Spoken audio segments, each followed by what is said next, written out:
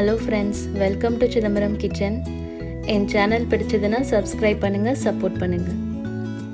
இன்னைக்கு சிதம்பரம் கிச்சன்ல டேஸ்டியான ஸ்பைசி ஹாஷ் ப்ரவுன் எப்படி பண்றதுன்னு பார்க்கலாம். இது டின்னருக்கு இல்லனா ஈவினிங் ஸ்நாக்கு இந்த மாதிரி டிஃபரெண்டா செஞ்சு சாப்பிட்டு பாருங்க. இது என்னோட டின்னர் பிளேட். இதோட ஓவரால் கேலரிஸ்னு பார்த்தா 350 லேருந்து 400 குள்ள தான் இருக்கும். என் கிட்ஸுக்கும் இந்த மாதிரி பண்ணால் ரொம்ப பிடிக்கும்.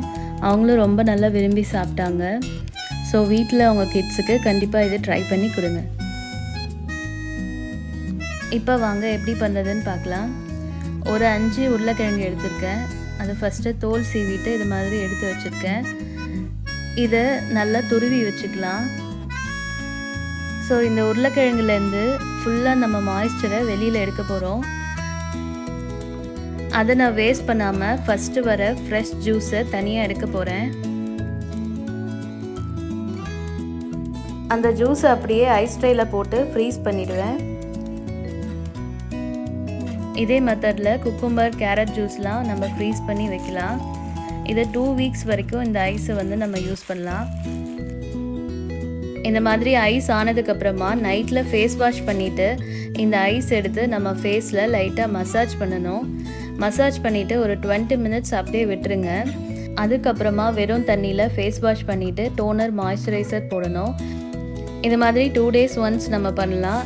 இப்படி பண்ணிட்டு வந்தோம்னா பிக்மெண்டேஷன், பிளாக் ஸ்பாட், முக சுருக்கம் எல்லாமே சீக்கிரமாக சரியாகிட்டு வரும். இப்போ ஹாஷ் ப்ரவுன் பண்ணுறது பார்க்கலாம். துருவின உருளைக்கிழங்க நல்லா ஐஸ் வாட்டரில் போட்டு ஃபஸ்ட்டு நல்லா வாஷ் பண்ணிக்கணும்.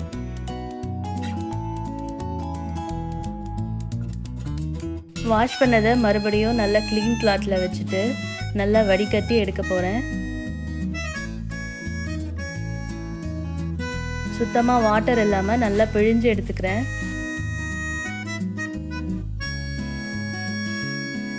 நல்லா இது மாதிரி நல்லா ட்ரையாக இருக்கணும்.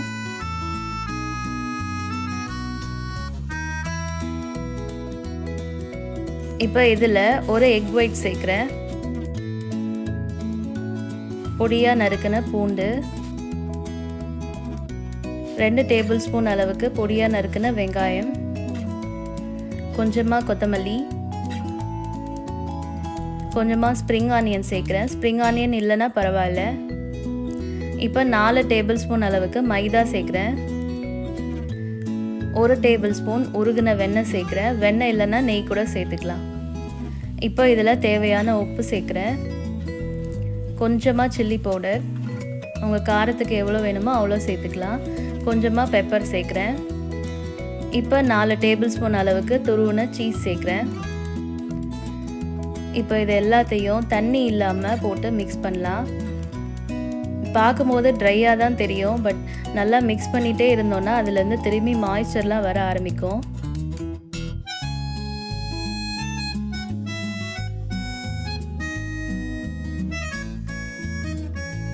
பாருங்கள் மாவு எப்படி ரெடி ஆயிடுச்சுன்னு. இப்போ பேனில் கொஞ்சம் ஆயில் சேர்த்து இதை ஷாலோ ஃப்ரை மாதிரி பண்ணி எடுத்துக்கலாம். ஃபுல்லாக போட்டு பொரிக்கணும்னு அவசியம் இல்லை. கொஞ்சமாக எண்ணெய் சேர்த்து இது மாதிரி பண்ணாலே போதும்.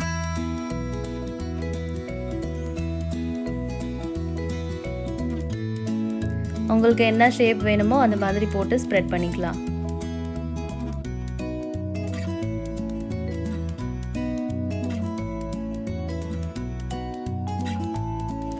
இது குக் ஆகிறதுக்கு பார்த்தீங்கன்னா 3லேருந்து 5 மினிட்ஸ் அளவுக்கு ஆகும். இந்த மாதிரி கோல்டன் ப்ரௌன் வர அளவுக்கு ஃப்ரை பண்ணி எடுத்துக்கலாம். இப்போ ரெடி ஆயிடுச்சு. இது மேலே நல்லா கிறிஸ்பியாக, உள்ளே நல்லா சாஃப்டாக, சீஸியாக, நல்லா டேஸ்ட்டாக இருக்கும். இதோட டீட்டெயில் இன்க்ரீடியன்ட் லிஸ்ட்டு டிஸ்கிரிப்ஷன் பாக்ஸில் இருக்குது. தேவைன்னா செக் பண்ணிக்கோங்க. ட்ரை பண்ணிவிட்டு எப்படி இருக்குன்னு கமெண்ட்டில் சொல்லுங்கள்.